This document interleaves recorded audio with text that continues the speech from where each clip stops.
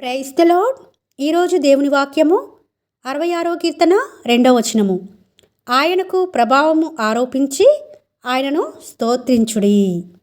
ఇక్కడ ఈ కీర్తన రాస్తున్న దావీదు ఈ విధంగా మాట్లాడుతున్నాడు. మొదటి వచనంలో చూస్తే, సర్వలోక నివాసులారా దేవుని గూర్చి సంతోష గీతం పాడుడి, ఆయన నామ ప్రభావము కీర్తించుడి అని స్టార్ట్ అవుతుంది.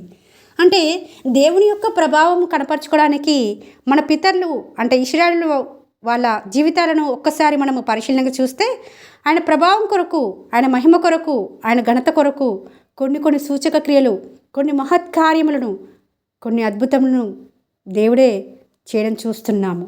మన జీవితాల్లో కూడా ఎన్నో రకాలుగా మన ద్వారా ఆయన మహిమ పొందాలని, ఘనత పొందాలని ఎన్నో రకాలుగా మనల్ని ఆశీర్వదిస్తూ వచ్చినాడు. ఎన్నో ఉపకారాలు చేస్తూ వచ్చినారు దేవుడు. మరి ఆ ప్రభావం అంతా దేవునిది అని మనము ఆయనను స్తోత్రించగలుగుతున్నామా? స్తుతించగలుగుతున్నామా? కొనియాడగలుగుతున్నామా? ఈ రోజున దేవుడు స్పష్టంగా మాట్లాడుతున్నాడు. 66వ కీర్తన ద్వారా సర్వలోక నివాసులారా అంటున్నాడండి. ఇది అందరికీ వర్తిస్తుంది. ఈ లోకంలో ఎంతమంది అయితే ఉన్నారో వారందరూ కూడా దేవుని యొక్క ప్రభావమును స్తోత్రించినప్పుడు, ఆయన కీర్తించినప్పుడు, ఆయన కొనియాడినప్పుడు తప్పకుండా వారికి ఆశీర్వాదమే వస్తుందండి. ఎటువంటి లోటు లేకుండా వారు జీవించేటట్లుగా దేవుడు ఆ విధంగా సిద్ధపరుస్తాడు.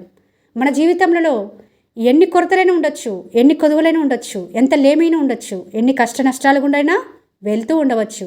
అయితే ఎప్పుడైతే ప్రతి దాన్ని బట్టి సంతృప్తి కలిగి జీవించి దేవుని స్తుతించేవారుగా, దేవుని కొరకు జీవించేవారుగా, దేవుని నామమును గణపరిచేవారుగా, ఆయనకు ప్రభావము చెల్లించేవారుగా, ఆయనకు స్తోత్రములు చెల్లించేవారుగా మనం ఉన్నప్పుడు మాత్రమే దేవుడు మన జీవితాలలో కార్యాలు జరిగిస్తాడు.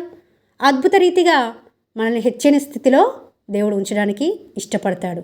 ఆ విధంగా మనమందరము ఉండి ఆయన ఎదురించి దీవెనల వర్షము పొందుకున్నట్టుకు దేవుడు అట్రీతిగా సహాయం చేయాలని కోరుకుంటూ మీ సహోదరి ఎలిజబెత్ రాణి.